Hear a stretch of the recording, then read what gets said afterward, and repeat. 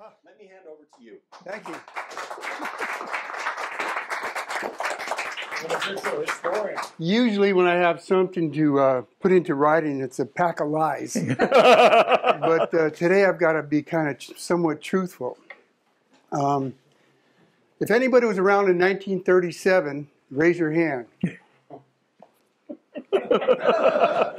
Caught his first trout in the Kings River at the age of 5. Wow. Lit a fire under him that is still burning. And when you think about the different places that he goes to around the four corners of the world, it's pretty amazing. It's in here somewhere. But it's in here. Let me just read it off. Jim Adams received his BS and MS in fishery degrees from Humboldt State in 1958 and 1960. In 1975, he received his PhD from the University of Washington, also in fisheries. Earlier, in 1952, Jim worked as a summer biologist in Yellowstone National Park.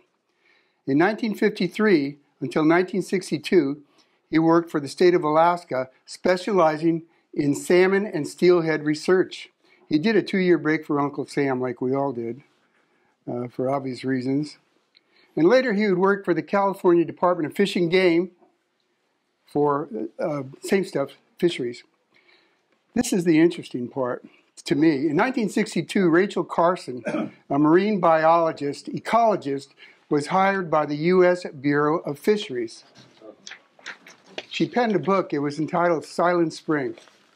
It created the environmental movement and led to the creation of the U.S. Environmental Agency. The book focused on raptors, eagles, hawks, and their inability to hatch eggs due to DDT. She also made mention of California's Clear Lake and said it may be the most polluted lake in America due to mine tailings. Pacific Gas and Electric had a board of directors that was enlightened. There were lots of fly fishers. Yeah, they were known for their staircase of power and 11 dams on the Feather River, but there were also fly fishermen in there. Took note of Rachel Carson's book and hired a young Jim Adams as their first marine biologist and ecologist. Jim would go on to supervise and teach teams of biologists, scientists, engineers, and technicians, all in fisheries management. His crown jewel is obviously the one that we all heard about, the Hat Creek Project. Interesting for lots of reasons. It was never done before. He did a reclamation on the creek. Him and Andy Puyans one evening were overlooking Hat Creek, which at that time was carp, catfish, and warm water fish. He got the idea that this creek could be reclaimed and that we could make it a trout stream. And it did. It became a very, very famous trout stream. And Jim and outside assist with PG&E employees worked with bulldozers, putting logs in there, pea gravel, and just revitalizing the whole creek. And it's probably the crown jewel of his achievements. Jim is also the dean of historians here at Golden Gate and the longest man standing to preserve our fly fishing culture. Each year, Jim sets sail to some of the remotest corners of the earth. Places that a typical year includes Florida for tarpon, Atlantic salmon in Quebec, steelhead in British Columbia, and probably 28 or 30 trips to New Zealand. 40. 40 trips to New Zealand. Yeah. Yeah. Well. Are you a resident? In California, there's an outdoor Hall of Fame. We have only 2 members in our esteemed club that are inductees into that. One, obviously, is Steve Rajeff, the rod designer and builder for Loomis, and the other is Jim Adams. So Jim Adams is a Hall of Fame.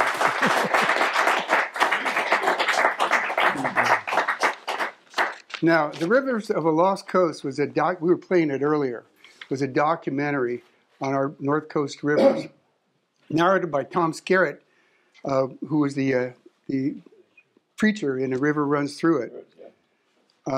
It's won many awards, and if you haven't got a copy of it, buy it, rent it, steal it, because to see what happened here in the past and what's happening now.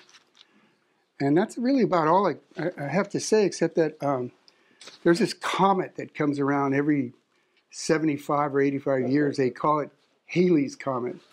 To me, Jim is that comet. To me. Thank you.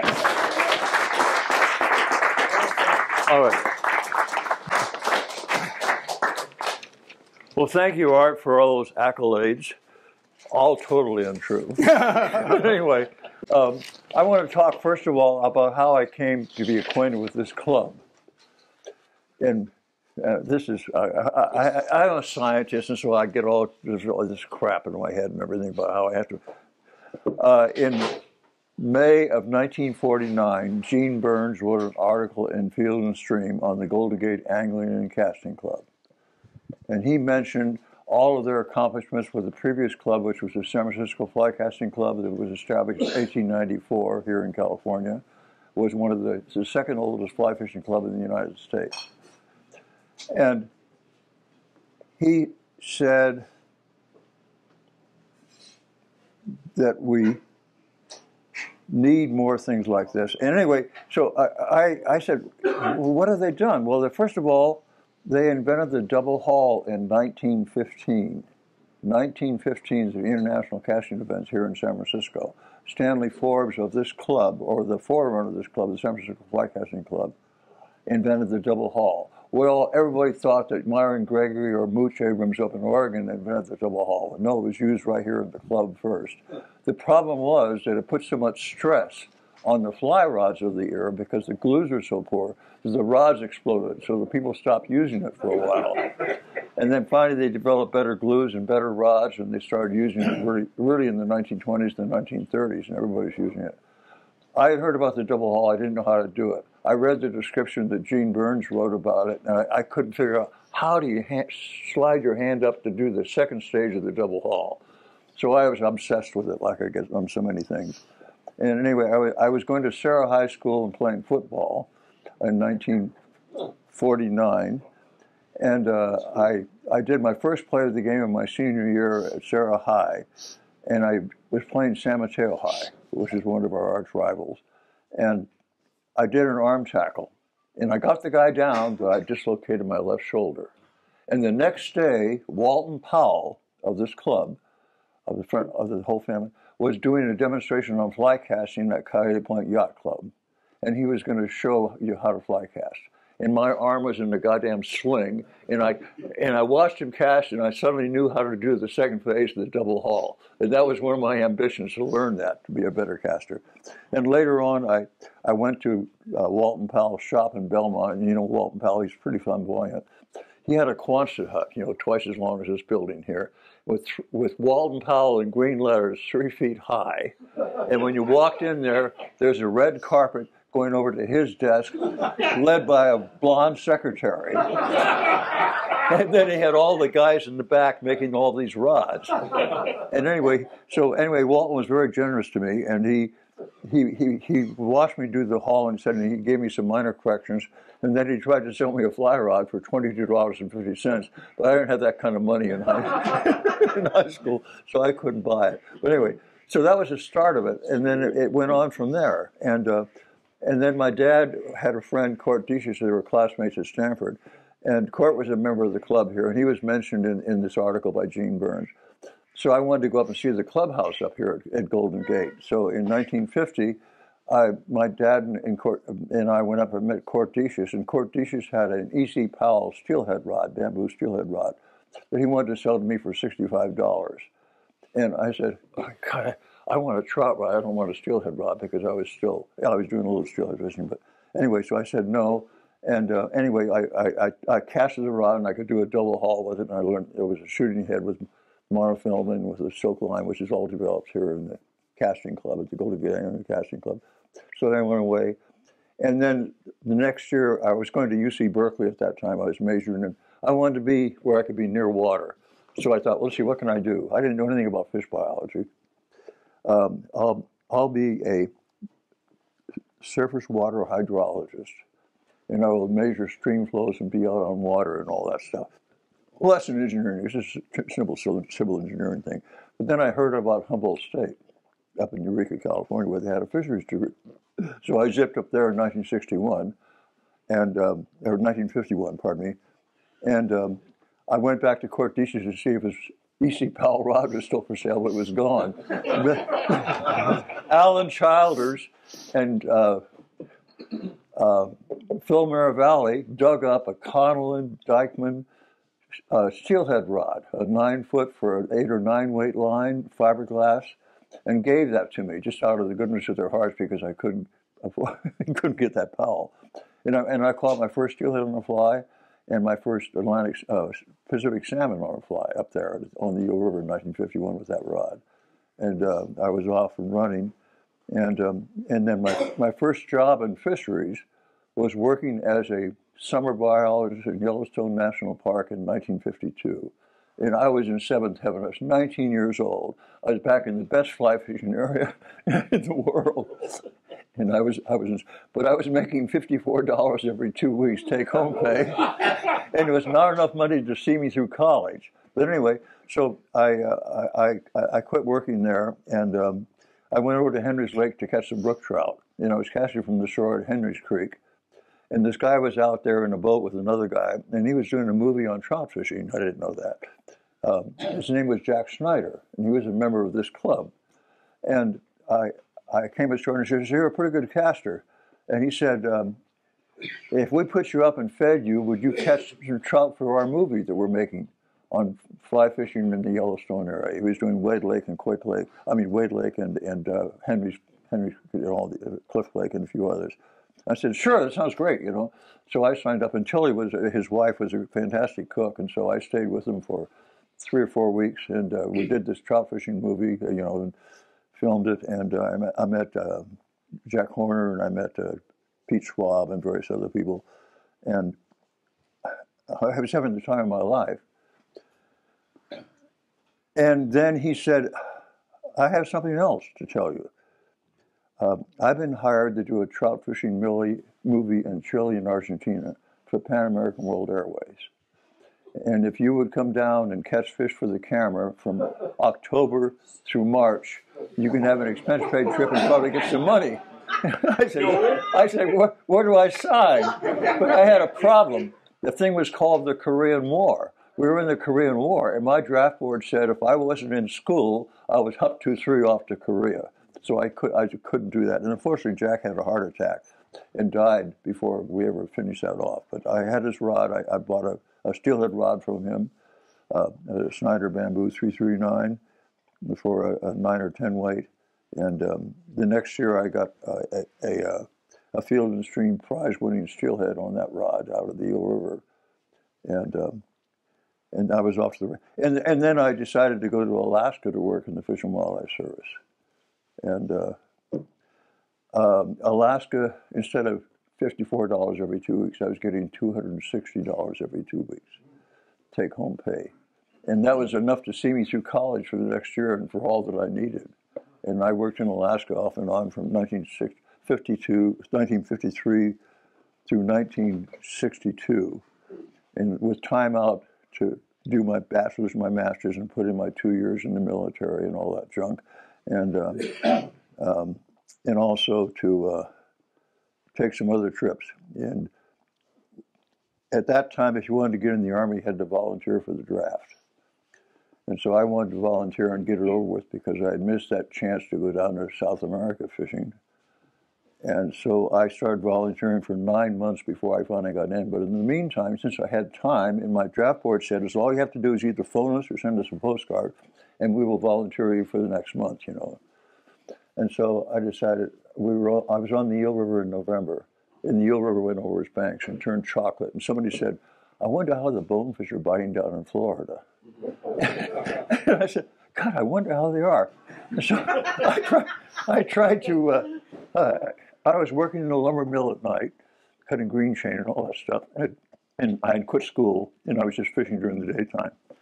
So I had nothing else to do. I had a 48 Plymouth. I had an 8-foot plywood Fram and a 5-horsepower Johnson. And I put that in my car in gear and loaded up and drove down to Florida for 3 months and fished for bonefish and tarpon with a bamboo rod. It caught my first tarpon, my first bonefish on bamboo in 1954 and 55, and came back. And then I came back and went into the service and did my 2 years, then came back, and then I finished up my bachelor's degree, and then left. And for my master's degree, thanks to knowing some important people, I didn't realize it at the time, I was selected to do the fellowship on studying the trout stocking program of the San Francisco Fly Casting Club on the Truckee River, which is the forerunner of this club. So I lived up at the Truckee River at the club for 2.5 years evaluating the trout stocking program. And of course, my master's thesis said, I hate hatchery fish. I hate everything. But the problem was, what the club was doing is they were buying fish from Idaho that had been raised in earthen ponds, and so that they were accustomed to aquatic insects, and they knew what to do. They weren't in concrete raceways like all the ones that Cal Fish and Game was raising, and they survived much better, and they survived and all the things that were happening in the Truckee River, and the fish that Cal Fish and Game put in there, if you didn't catch them within 2 weeks, they died. And so, and we were getting fish back a year and a half afterwards that were really beautiful fish and fashioned very well. So anyway, I finished that up, and I was doing my master's and writing that up, and my lab assistant in my freshman zoology classes at Humboldt State was Woody Sexton, who became a very famous fishing guide. And he and I were fishing fanatics. He was there on a GI Bill. And I tried to get him to go down to Florida with me in 1954, but he couldn't do it because he was on the GI Bill and he was married and all that stuff. So in 1960, he really wanted to go to Florida badly. And so by that time, I had graduated. I had a 1957 Chevrolet station wagon. I had a 12-foot aluminum boat with a 5.5 horsepower motor, and we drove down to Florida. We were gone for 3 months and caught all kinds of tarpon and everything else. But we had the wrong hooks on our tarpon flies. We were using a Mustad hook, I think it was a 3807 or something like that. And the barb was too big. We couldn't sink it with our fly rods because it was just too big. And so somebody talked to us and said, hey, there's a guy that's really good fly fishing, a good guide. His name is Stu Apt. He's a Pan Am pilot, and he lives over such and so on Little Torch Key. So we went over to see Stu, and he introduced us to the Brighton McGill 254 spout hook, which had a very small barb on it, sank right into the fish, and all of a sudden everything was fine. We caught bonefish and tarpon and permit and the whole thing on it. And anyway, so we stayed with Stu Apt in his house for 2 weeks. And Stu took us out fishing every day, and he wanted both of us to become fishing guides. And I said, I don't want to be a fishing guide. That's the last thing in the world I want to do. I just want to fish. I just want to be a fish bum. But anyway, Woody became a fishing guide, and he became very famous.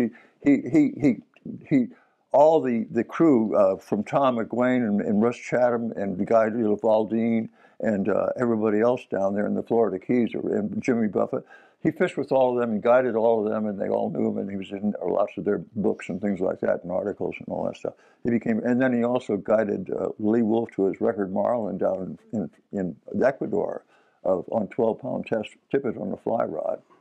And anyway, so I've had an incredible life. I've been really lucky in many ways, and it wasn't anything really on my part, but whenever I had a chance to do anything, I just took it and ran with it. And I didn't have any problem. And then I was up in Alaska one summer, and Dr. Paul Needham from UC Berkeley called me and said, this guy who's just a grad student in Berkeley is going to be coming up to see you in Alaska. I was up in Wasilla, Alaska, in the Matanuska Valley on a rainbow trout project.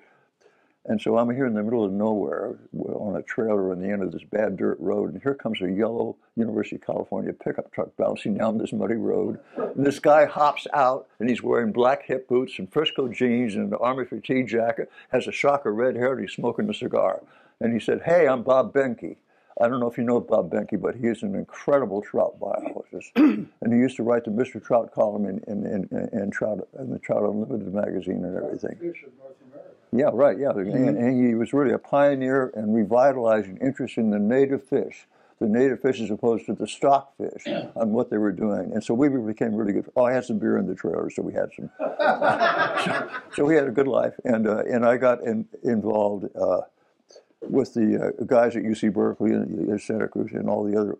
I knew lots of the people because I was dragging out my degree so long that I knew many people up and down the coast. And when I wanted to go to an area, I knew somebody there to talk to there, some of the experts.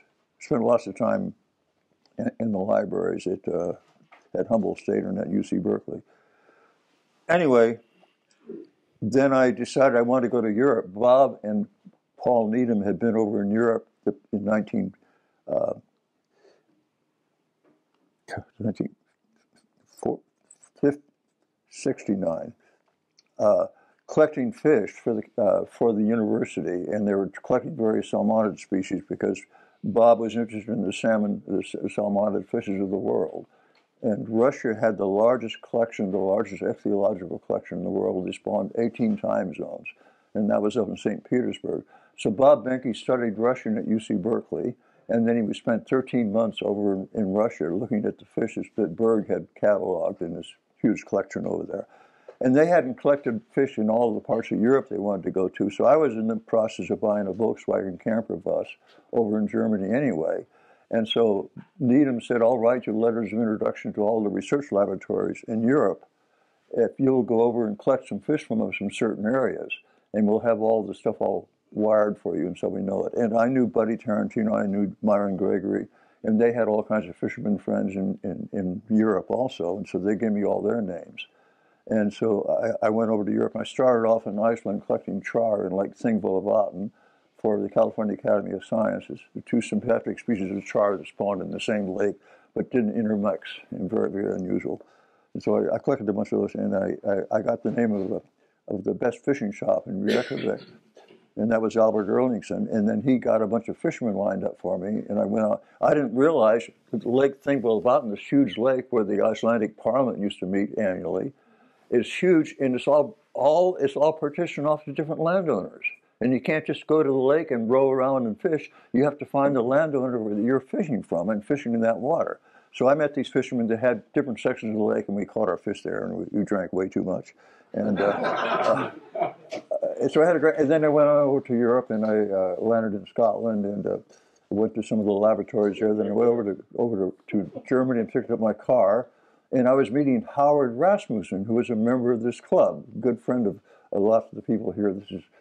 And we went on up to we wanted to go to Norway and look at all the Atlantic salmon streams. So we started in southern Norway in my Volkswagen bus and ran all the way up to Trondheim, up in the central part of Norway, looking at all these salmon streams and fishing on the way.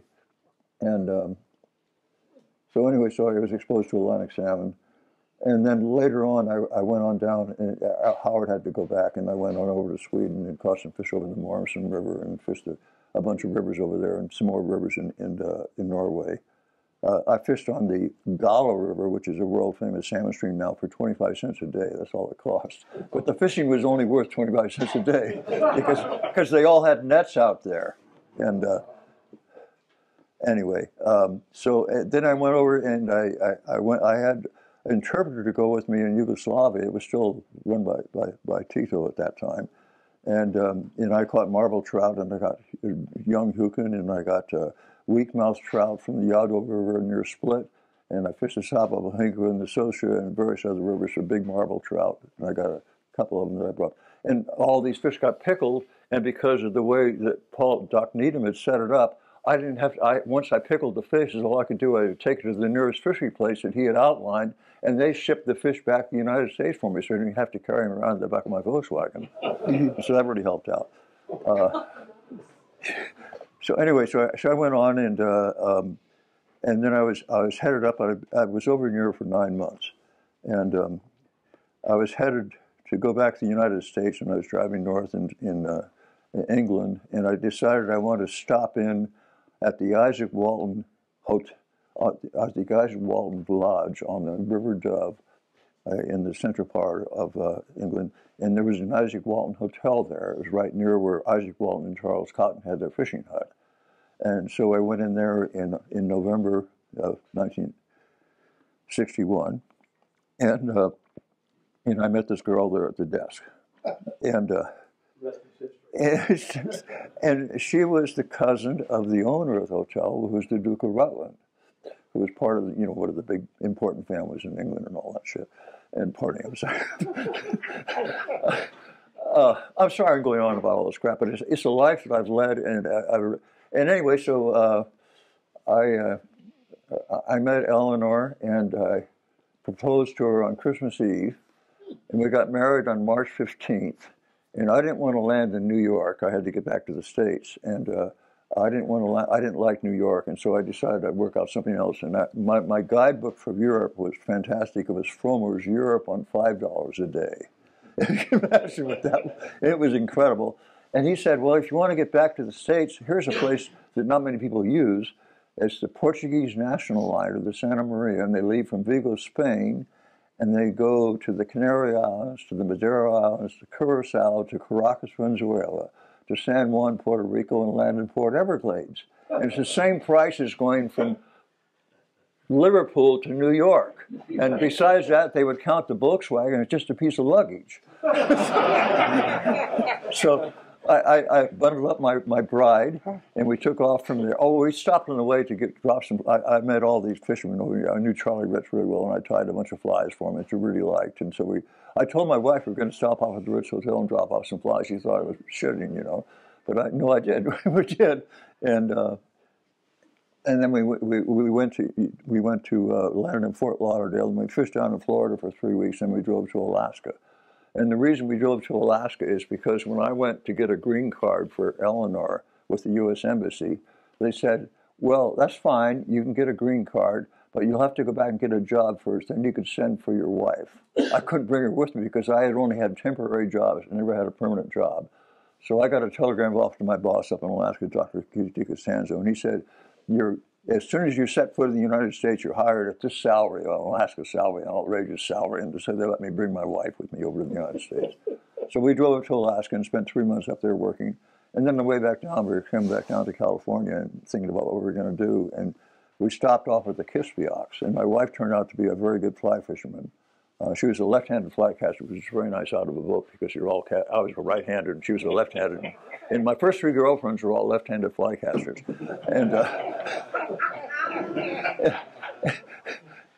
anyway, we came down into British Columbia, and the fishing was absolutely fantastic. We were only there for 2 weeks, but unfortunately, my wife got the disease that all the women in the Kispioks Valley catch. And I didn't know what the hell it was. She was really sick in the morning. She was catching these beautiful fish on the fly, these 14 and 16, 18-pound steelhead and everything. And I didn't know, but she was pregnant. And she was pregnant with my daughter, Kate, right over here. She's the cause of all this. So anyway, I had to get a job with the maternal benefits. I couldn't get on this fish bum life anymore. It was all over. So I talked to my friendly professor at Humboldt State, Ernie Cello, and he said, well, these guys are hiring me as a consultant, but they don't know what consultant to hire. They're just willy-nilly. They have no idea on where they should go to or where they should find out and all that stuff. They need somebody on the ground that will tell them what consultant to hire. And so that company was PG&E. And I went in, and Ernie set the job up, and I went and interviewed, and I was hired as the first biologist by PG&E, and that was in 1962, in October of 1962. And I had maternal benefits. I had a salary. I had a job. It's a card-carrying member of the civilization, and no longer a fish bum. Anyway, so we had a great life together for 12 or 13 years, and anyway, and then later on I went back for my PhD and all this stuff. But I've been down to New Zealand 40 times. I've fished over in Russia for Atlantic salmon for 48 weeks. And Russia Atlantic salmon, I don't know if you know this, costs anywhere from $6,000 to $24,000 a week. I spent all that money. And the way I paid for it, I wrote it off against my business, which was Adams Angling. I started that in 1977.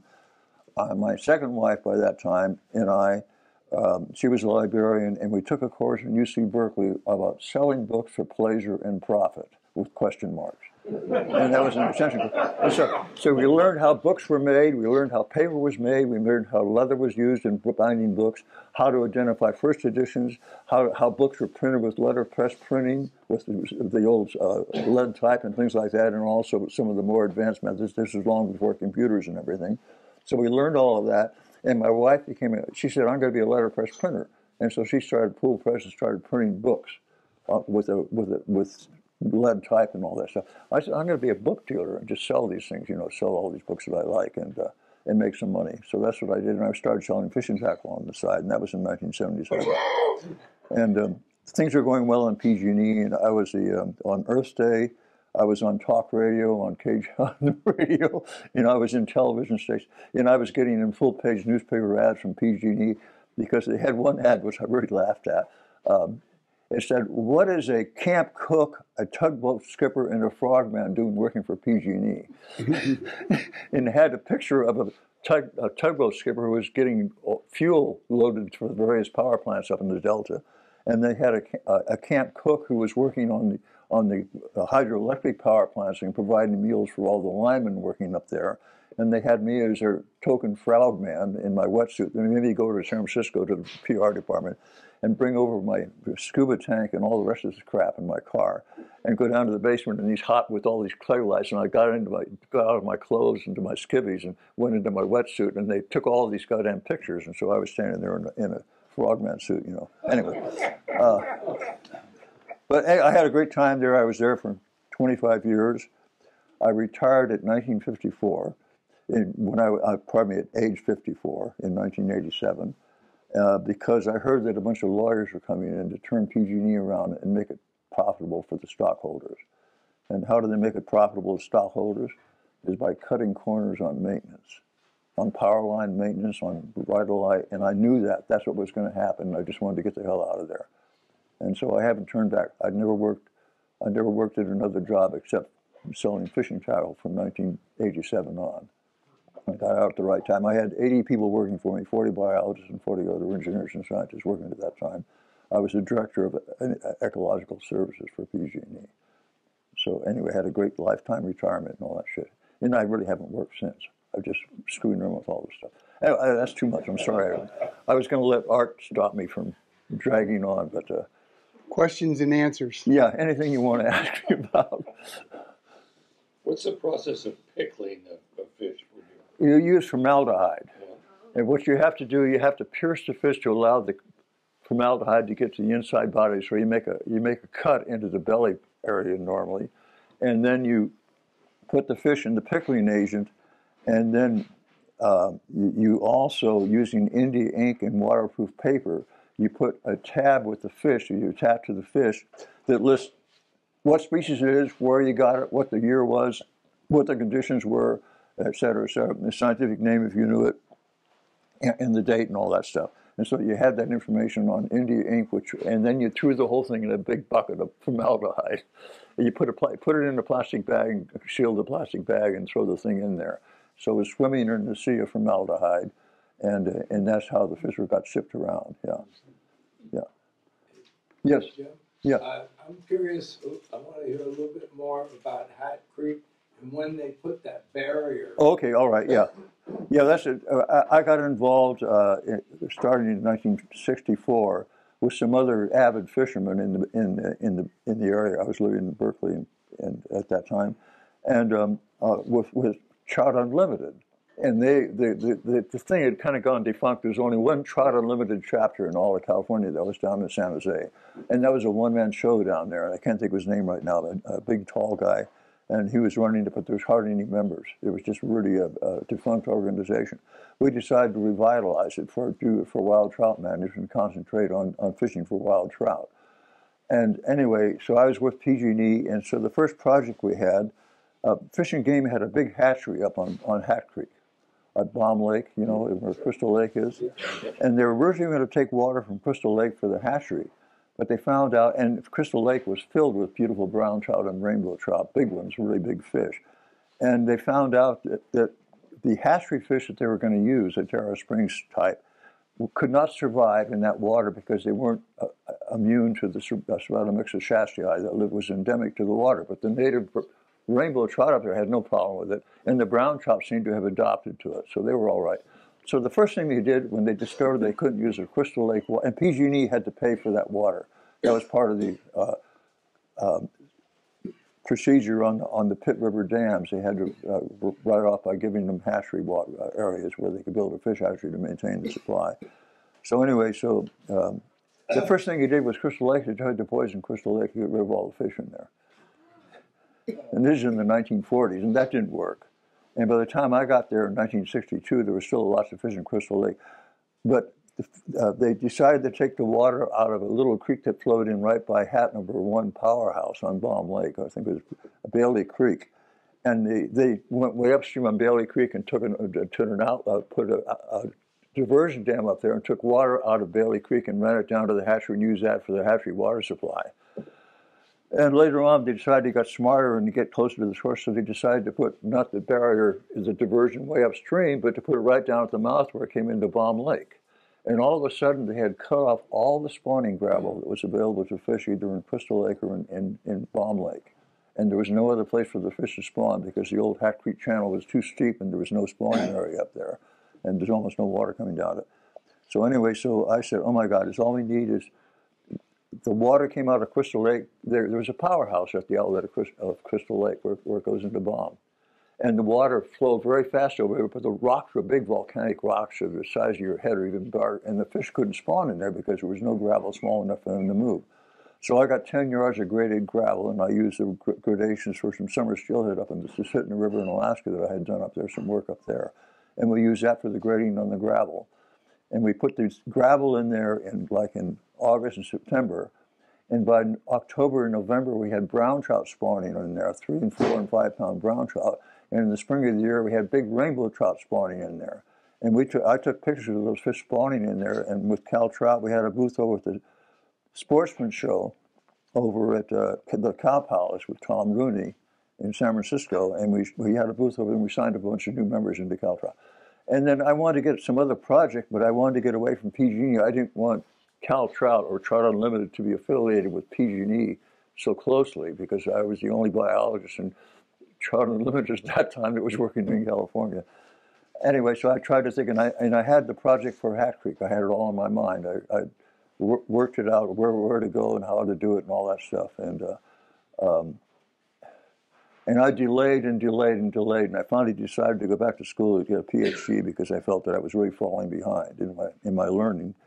And but then we finally said, well, let's go ahead with the project anyway, even though it's another PG&E project. And but what we did is we got the Bureau of Land Management, we got the U.S. Forest Service, we got the U.S. Fish and Wildlife Service, we got California Department of Fish and Game, we got the local sportsmen's clubs all involved, all working a cooperative project to develop that. And while I was up electroshocking with Fish and Game on Hat Creek, and we electroshocked some really big fish in there in Hat Creek. But we had a tremendous number of squawfish, hardheads, and suckers, that lived in there that made up most of the biomass and eating everything. And you couldn't throw a fly in there without catching a squawfish or a hardhead. And I don't know if you ever caught those things. But they're great fighting fish, but you put your hand on that slime and it smells so bad, you can't get it off, you know. So we were going to do this chemical treatment, and so they had built a fish hatchery, a barrier for taking Chinook salmon in the lower end of Hat Creek in the 1890s. Way back in the 1890s, there was a small salmon run that came up there. And the first year they had quite a few fish, like 70 or 80 fish that came up there. The next year they had 2. In the year after that, they had 0. What had happened was that the acid mine drainage from all the streams, the Hat Creek went into eventually the Pitt River and into the Sacramento River. And the Sacramento River had so much acid mine drainage from all the hydraulic mining and all the stuff that the gold miners put in there that it killed all the fish downstream. And there's no more salmon coming back up there. There was a very, very small remnant run. So anyway, so we installed a game fish barrier at the side of that salmon hatchery down near the mouth of Hat Creek where it goes into Lake Britain. And so we built this vertical barrier there to stop all fish from going upstream or downstream. It was high enough, 4 or 5 feet high. And then we went in and electroshocked Hat Creek to get all the native fish out of there, the native trout, both the browns and the rainbows that were living in there. They weren't all wild, but the rainbows were. And we held those in some water over in the hatchery. And then we chemically treated the river, the whole river, with a bunch of rotenone. And we took out, I forget what it was, 8 or 9 tons of fish. Suckers and hardheads and squawfish, mostly suckers. And I was up working on my PhD by that time as a class at the University of Washington, because UC Berkeley had gone away from studies of the natural environments to macrobiology, microbiology. And we're looking at things, and of course they were looking for DNA and all that stuff. They were just starting all that research. We didn't know about it then, but that's what they eventually got. But anyway, I wanted to work with the actual fish in the wild environment, be out there and catching fish and all that stuff, you know. So I didn't want to go lean over a microscope all the time. That wasn't my life. That's why I went to UW, because they had a great fishery school up there and lots of really good research biologists, both in Alaska and elsewhere. So anyway, so I got my degree up there. And, the rest is... I'm sorry, I diverted. Other questions, I'm sorry. Yeah. Talk about farm-raised fish and the value of them. Well, the early days of hatchery was really strange. They thought they could go ahead and decimate the watersheds by lumbering and everything else and diversions and just put hatcheries up and take care of it, you know, and build it for the fish hatchery. The problem, even Halford was saying back in the 1890s when he was fishing the chalk streams over New England, they had hatcheries over there already. Hatcheries, incidentally, were started in the year 450 BC by the Chinese. 450 BC, they were raising fish in ponds over in China. So they're an old form of aquaculture, of raising fish in ponds to produce food. So anyway, I said I didn't really like the idea. My master's thesis on the San Francisco Fly Casting Club on the Truckee River was to evaluate their trout stocking program. And I started off on my thesis with a big tirade against hatcheries about how they produced inferior fish and all that stuff, and how some strains of hatchery-reared fish were fine if they were done in the right type of ponds, but they didn't want to do it that way. But back in Idaho, they were raising rainbow trout in earthen ponds, not in concrete raceways, and those fish were much better, and they knew how to feed on an insect and all that stuff, and so certain fish are much better than others. But in general, I don't approve. And what's happened up in the Columbia River, I don't know if you realize this, but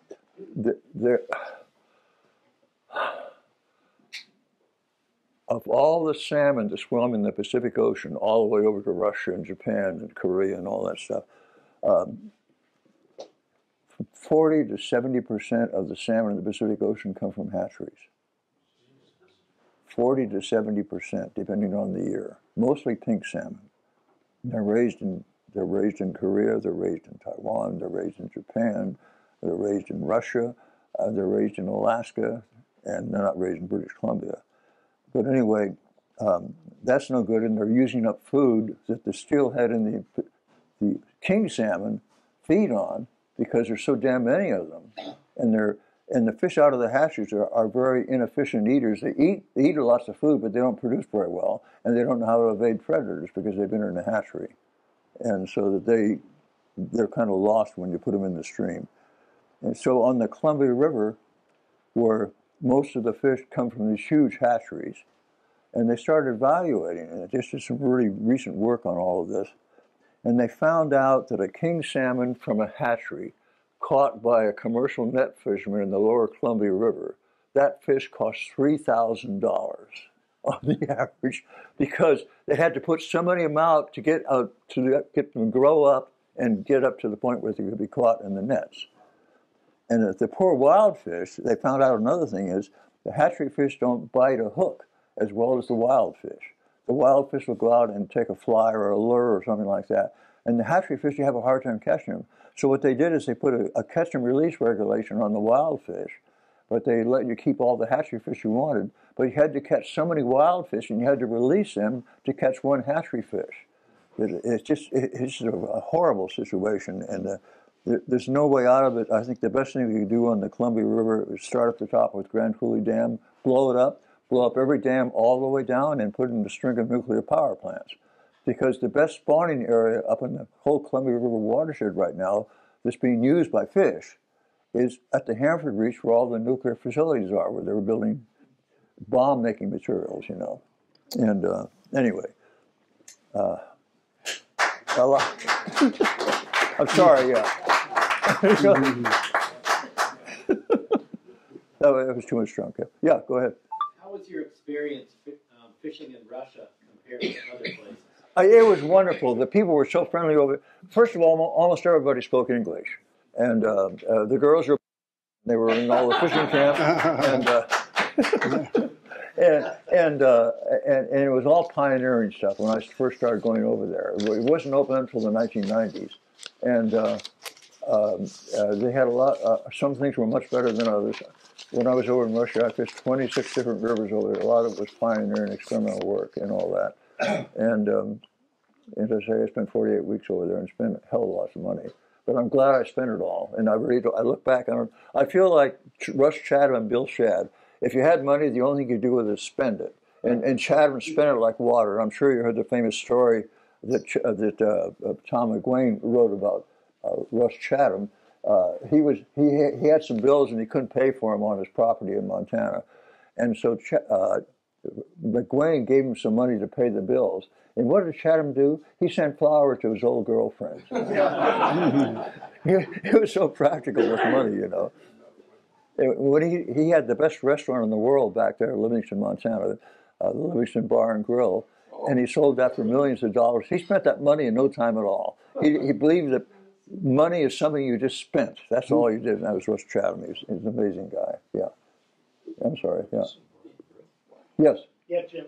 Sounds like New Zealand is your favorite place to fish. Yeah, it is favorite. It's getting a little more complicated now because what they've done, they've taken some of their best trophy waters in the back. I love to walk and hunt for fish along the rivers and pick out the fish that I want to cast to. And they took all the very best rivers in the South Island that have trophy waters in them up in the headwaters. And they allocated slots to them, like on the Oregon, there's, I think it's 14 or 16 different slots. And if you are a non-resident of New Zealand, you book your beat at $50 a day to go up there, and you're going to do it for 3 days a year on that particular river. But the New Zealanders are not restricted at all, so you can get up in the beat and find 4 or 5 New Zealanders up there ahead of you, even though you paid your $50 a day. So that's happening. That's partly because of the guides. Some of the guides down there don't like to have somebody ahead of them fishing for their fish. My question was, I'm glad to hear that. Yeah. If New Zealand is your favorite, what's your second favorite place that you've ever fished? Oh, Christ. Well, I really enjoyed Yugoslavia. Fishing the Sosa River and the Salvadorinka and the Yadro River. But lots of those rivers that I fished down there, then you can't fish them anymore. They're part of the national park system. And I can't go on the Yadro anymore. They have weak-mouthed trout. The weak-mouthed trout look like a combination of a brown trout and a sucker. And they have an inferior mouth, and they look like feet on the bottom. And the water temperature in the Yadro River never gets over 50 degrees, so the rainbow trout can't spawn in it. It's too cold. But the weak-mouthed trout are there, and I caught a bunch of those and brought them back. That was a neat river. It was a chalk stream right by Split. But I don't know. I fished South America. I enjoyed Chile and Argentina and made a number of trips down there. And a lot of big fish and everything. But I really like walking in New Zealand. And of course, I really loved Silver Creek. I loved the Henry's Fork. I loved lots of the streams in Yellowstone Park that I fished a lot. I went down with my parents in 1950 and fished Yellowstone Park for the first time when I was still in high school. And we were driving over the Teton Pass coming into Jackson Hole, Wyoming, and we saw this guy walking along the road. He had an Army rucksack on. He was carrying an aluminum rod tube. So we picked him up, and my sister and my father and my mother were in the car. And he was a fisherman. He was coming down from Alaska, hitchhiking all the way. He had worked in the canneries up there and made lots of money and spent all his money flying into the wilderness areas to catch trout up there. His name was Baird Fox, and so we became pretty good friends. And he said he's meeting a bunch of his classmates from Yale. He was a wrestler at Yale, and he graduated and all this. And he said, well, they're going to be there in Jackson Hole, and they're supposed to be here right now. So we went into Jackson Hole, we went to the nearest fly shop there and got some ideas on where we were going to fish together. And then he looks out there, and here was this car coming down from Connecticut. And he said, Cosmos! He ran out there, and it was his classmate, Paul Frick, from Yale. The Frick of the Frick family, you know, the museum and all that stuff, loaded with money. Anyway, so three of us, the four of us got together, Paul and another guy and Baird, and the first place we went into was the outlet of Lewis Lake for brown trout, where the Lewis River comes out. And this is in 1950. I was in high school. And it was incredible fishing then. It was just very little. The fish were very unsophisticated, and they took real well. So that was one place that was really great. And the other one that the people went in Jackson Hole was Heart Lake. And Heart Lake was an 8-mile walk into there. And it had the fine scale cutthroat in it that was used in the southern, that was native to the southern part of the park. And my first cast into Witch Creek that flowed into Heart Lake was a 4 3/4 pound cutthroat. And I caught 17 fish there the first afternoon and evening all in the same fly. And I kept 3 of them, and all the rest I released. And then we had a big dinner there, and the guys stayed in. We went to fish some more. And I had to walk out to meet my parents. They're going to meet me at noontime back in the other way. So I walked the 8 miles out. I didn't have a backpack with me. I just had some cotton clothesline rope, and I had my K-Pock sleeping bag. I wrapped the fish inside the sleeping bag, and I put the thing in my back, and the bears followed me all the way out. The black bears, not the grizzlies. Yeah, anyway, so, no, yeah. Jim, Yeah, 92 years old, did I get that right? I'll be 92 in August, yeah. 92 in August, Yeah. okay, so in that time frame, Yeah. what is your, and think about this for a minute, what is your all-time favorite fishing memory? If you haven't told us about this already. Well, I tell you, I really enjoy the jump of a tarpon. I love tarpon fishing. I don't care where I land them. I did land them. I did land quite a few tarpon. But I just enjoy that really wild exuberance of the fish when they take off with your fly. And I'm talking about not 20 pounders. I'm talking about 100 and 150 pounders and even more. And they are just an extreme fish. And of course, I love Atlantic salmon fishing and steelhead fishing with a floating fly or a waking fly. That's what I try to do mostly right now, and I really enjoy that. I like the sight. I love the. I've caught enough fish that I really don't care anymore. But I want to catch them the way I want to catch them, and not the other. I don't want to use bobbers and all that crap, you know. And so, but yeah, that's the thing. I love the way the fish jump. The Atlantic salmon are very controlled in their leaps. They make beautiful jumps, but they seem to be more contained in their way, almost like they're restrained, whereas the goddamn steelhead are a bunch of teenagers. They jump all over the river, they'll beach themselves and everything else. I've never seen Atlantic salmon do that, you know, and I've caught quite a few Atlantics and more than a few steelhead. But so it's seeing the fish on the fly, and that's really important to me, and I don't give it. And of course, I'm sure you heard this story, but when I was bringing my first wife back to the United States, and we stopped off in California, and this is on our way up to Alaska in 1962. And I got a phone call from Florida at midnight to my parents' number, and I went on there, and it was Kay Broadner, my old fishing friend, and she was down there with Carl Mauser from this club, and of course Kay was from this club also, and was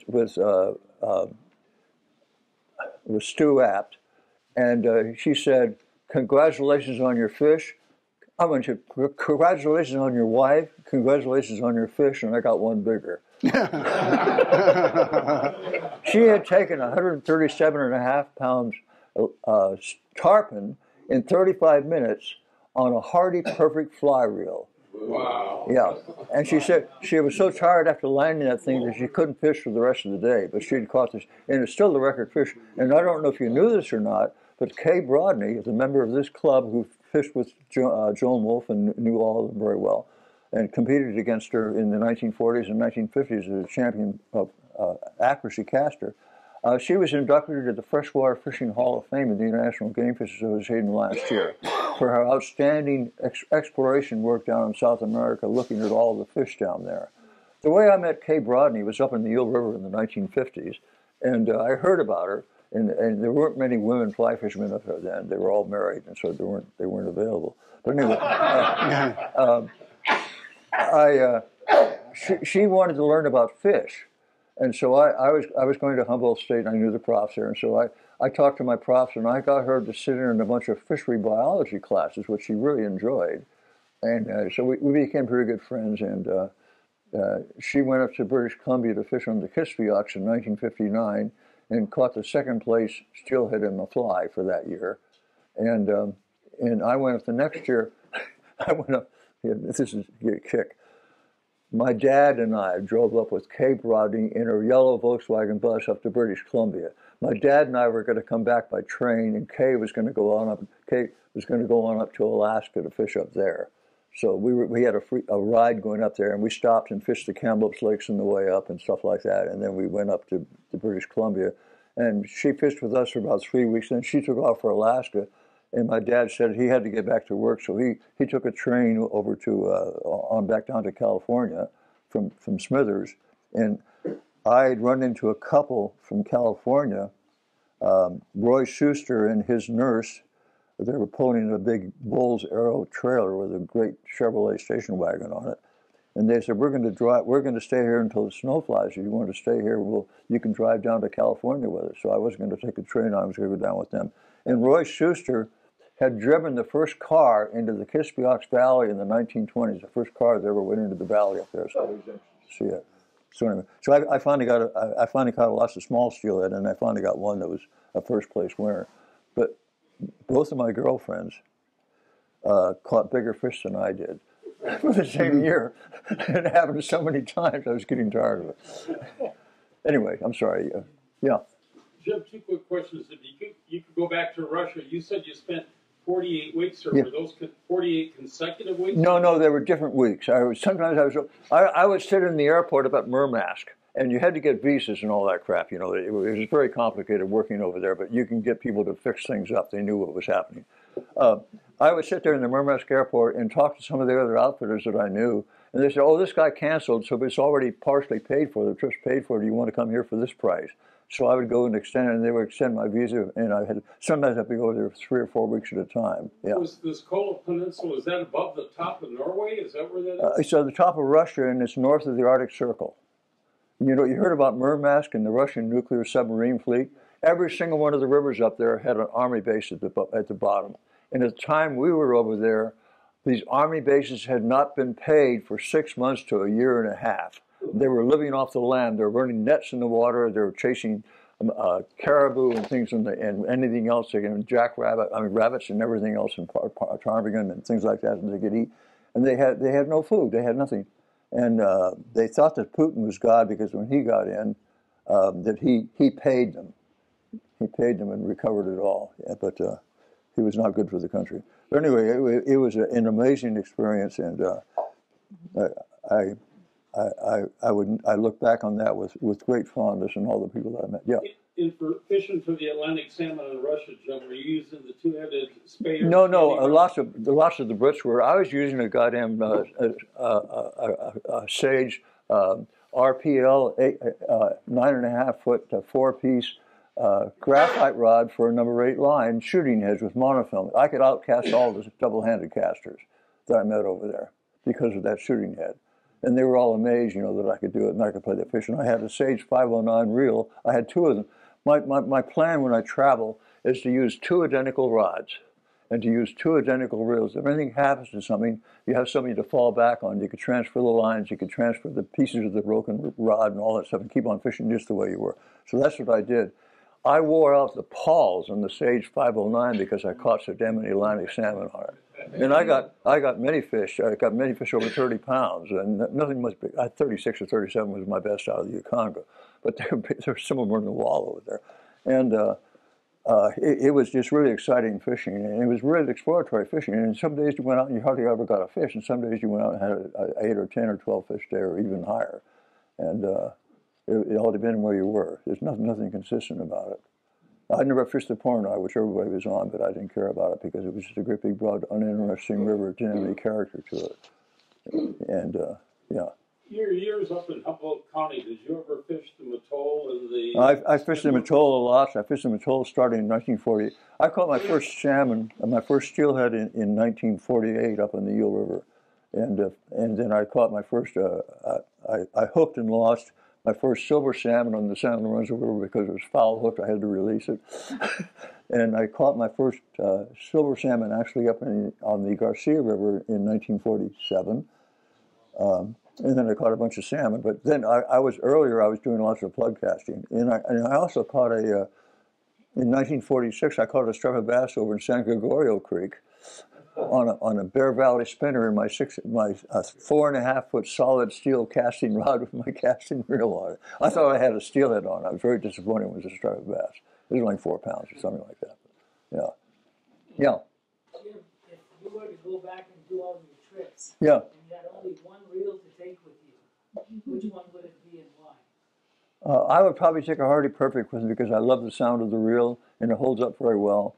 You do have to, if you're in salt water, you have to go ahead and clean it off every day after that.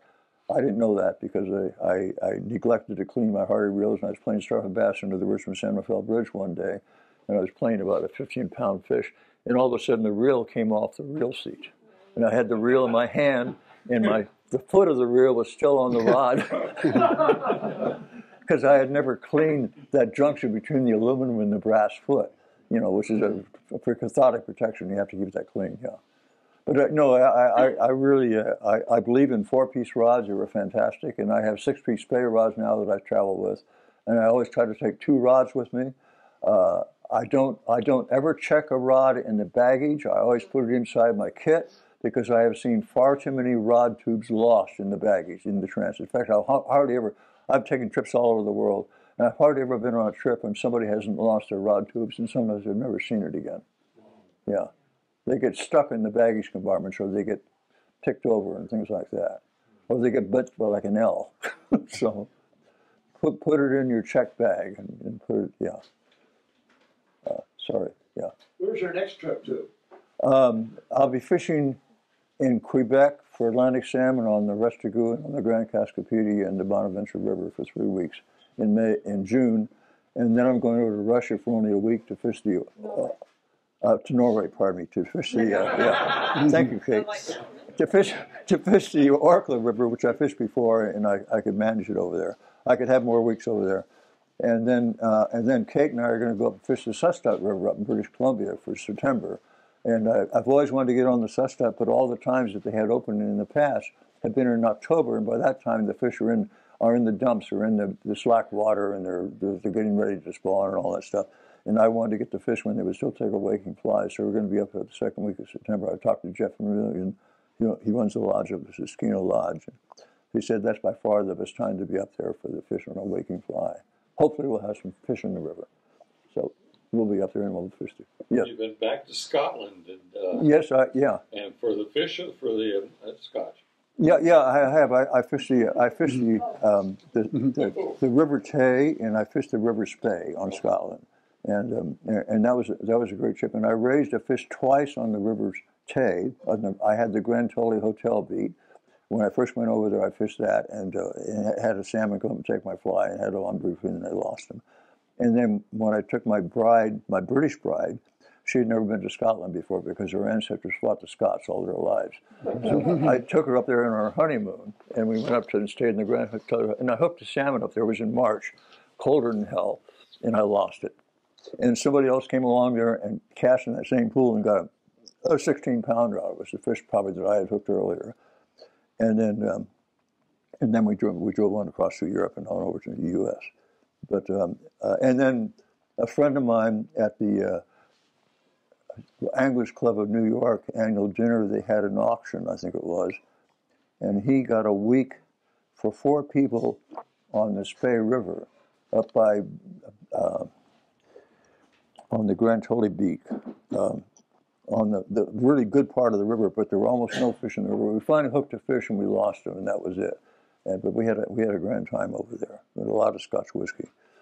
This hotel that we stayed in at Crugaliki had hundreds and hundreds of scotches you can get by the individual shot. And the shots were anywhere from $2 up to $50 for one shot of whiskey. Yeah, right. Yeah. Anyway. Jim, did you ever fish the Carmel River before they dammed it? No, I fished it for trout down there when I was in the Army at Fort Ord in the 1950s. But no, I didn't. And at that time, I wasn't there. I never fished in the wintertime. I just fished for where the trout were actually where the smolt steelhead. Right. We caught lots of those, yeah.